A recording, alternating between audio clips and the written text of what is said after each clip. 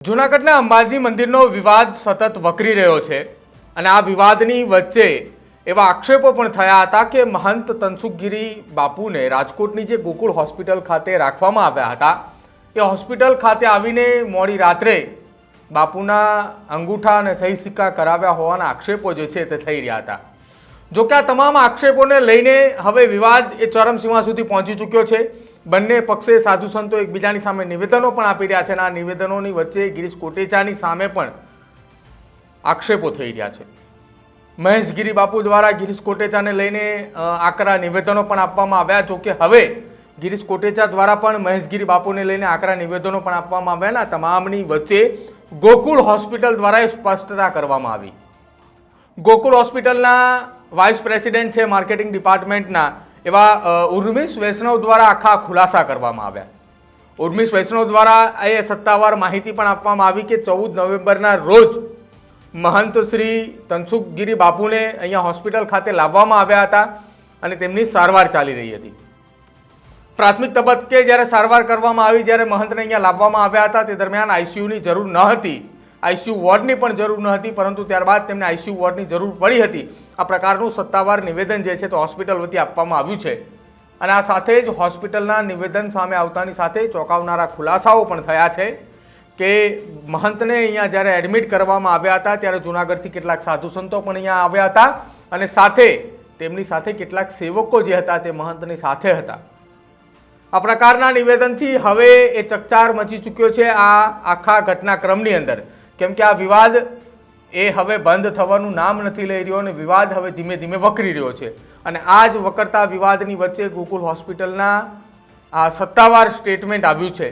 પહેલાં એકવાર એ સાંભળી લો ગોકુળ હોસ્પિટલનું સત્તાવાર નિવેદન શું છે, ક્યારે હોસ્પિટલની અંદર મહંતને દાખલ કરવામાં આવ્યા હતા, શું કઈ હોસ્પિટલની અંદર એ ઘટના બની હતી અને કેટલા દિવસ સુધી તનસુખગીરી મહારાજને એ હોસ્પિટલની અંદર દાખલ કરવામાં આવ્યા હતા।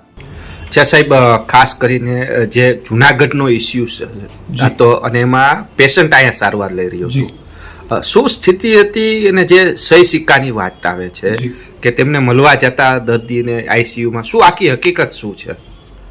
હું Urmish Vaishnav, vice president marketing, Gokul hospital, Vidyanagar main road, Rajkot. પૂજ્ય મોહનશ્રી અમારે ત્યાં 14મી નવેમ્બરના રોજ રાત્રે 11 વાગ્યાની આસપાસ દાખલ થયા હતા। એની પહેલા એ જુનાગઢ હતા અને જુનાગઢમાં એમને 20-25 દિવસથી તાવની તકલીફ હતી, પ્લસ એ ડાયાબિટીક અને હાઇપરટેન્સિવ પેશન્ટ હતા અને છેલ્લે જુનાગઢમાં એમને ઝાડામાં લોહી પડવાનું ચાલુ થયું એટલે ત્યાંથી ડૉક્ટરે એવું કીધું કે ભાઈ હવે આની વધુ સારવાર માટે તમે રાજકોટ લઈ જાઓ તો વધારે સારું, કારણ કે રાજકોટમાં મેડિકલ ઇન્ફ્રાસ્ટ્રક્ચર ખૂબ સારું છે। એટલે એ લોકો અમારે ત્યાં આવ્યા હતા અને અહીંયા અમે એમને સારવાર આપવાની ચાલુ કરી હતી। અમારા પ્રોટોકોલ પ્રમાણે રોજ સવારે અને સાંજે અમારા કન્સલ્ટન્ટ જે ક્રિટિકલ કેરના છે એ લોકો રાઉન્ડ લેતા હતા। રાઉન્ડ લીધા પછી બાપુના સેવકોને બોલાવી અને એમની સાથે બાપુને મેળવતા હતા અને રેગ્યુલર અમે જ્યાં સુધી વેન્ટિલેટર ઉપર નહોતા ત્યાં સુધી વાત કરાવતા હતા અને વેન્ટિલેટર ઉપર આવ્યા પછી અમે એમને કહેતા હતા કે બાપુ આંખ ખોલો તો એ આંખ ખોલતા હતા, હાથ ઊંચો કરો તો એ હાથ ઊંચો કરતા હતા।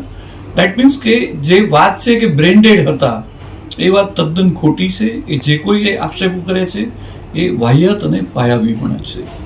હા, રહ્યો સવાલ આઈસીયુમાં દર્દીના સગાને લઈ જવાનો, એ બાબતમાં મારે એક જ ચોખવટ કરવી છે કે આઈસીયુમાં જે દર્દી હોય છે એ ગંભીર હોય છે, ક્રિટિકલ હોય છે।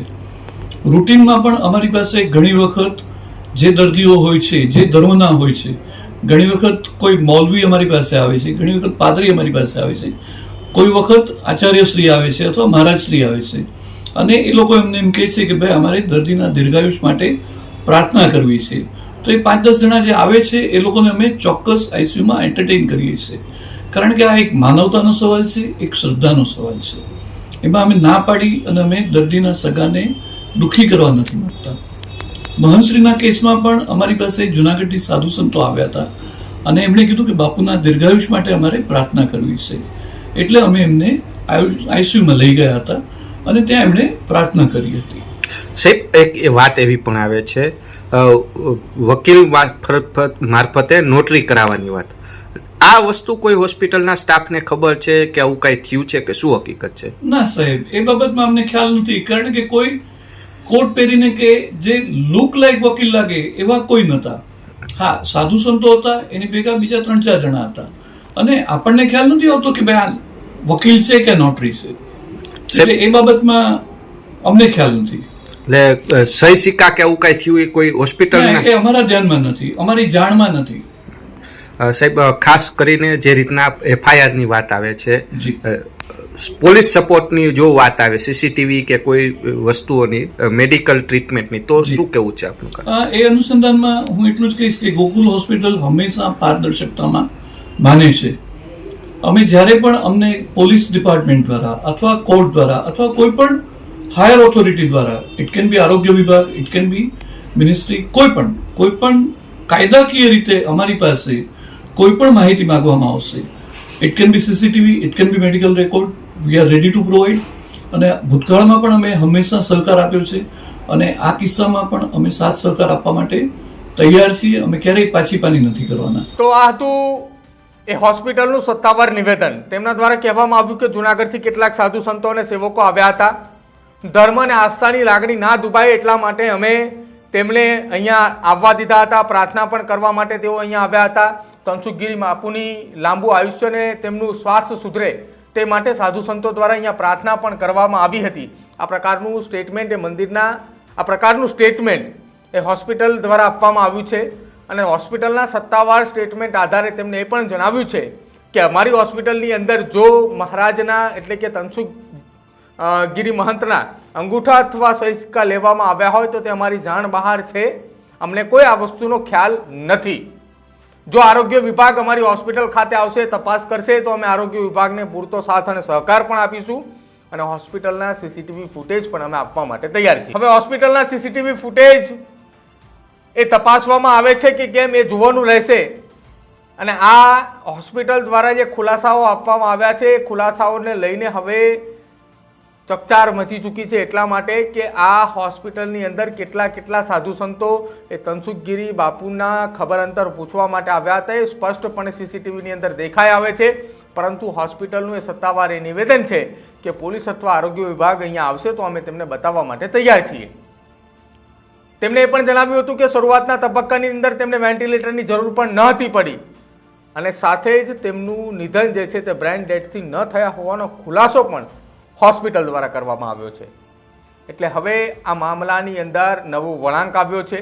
અત્યાર સુધી આક્ષેપો પ્રતિ આક્ષેપો થતા હતા તનસુખગીરી બાપુનું નિધન થયા બાદ, પરંતુ હવે આ હોસ્પિટલના ખુલાસા બાદ આખા આ કેસની અંદર, આખા આ ઘટનાક્રમની અંદર નવો વળાંક આવ્યો છે.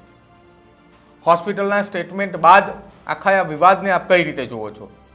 કેટલા સાધુ સંતોએ મંદિરેથી એટલે કે જૂનાગઢથી એ રાજકોટ આવ્યા હશે બાપુના ખબર અંતર પૂછવા, અને શું એ રાજકોટની હોસ્પિટલની અંદર ખરા અર્થમાં એ દસ્તાવેજી પુરાવાઓ ઉપર સહી સિક્કા થયા હશે ખરા? અંગૂઠાની છાપ લેવામાં આવી હશે ખરી? જો આપ આ વાતને જાણતા હોય અથવા આપની પાસે આ પ્રકારનો કોઈ પુરાવો હોય તો અમારા કમેન્ટ બોક્સની અંદર જરૂર જણાવજો. અમારી ચેનલ ન્યૂઝ રૂમને આપ આજે લાઈક કરજો, શેર કરજો અને સબસ્ક્રાઈબ કરવાનું ભૂલતા નહીં. નમસ્કાર.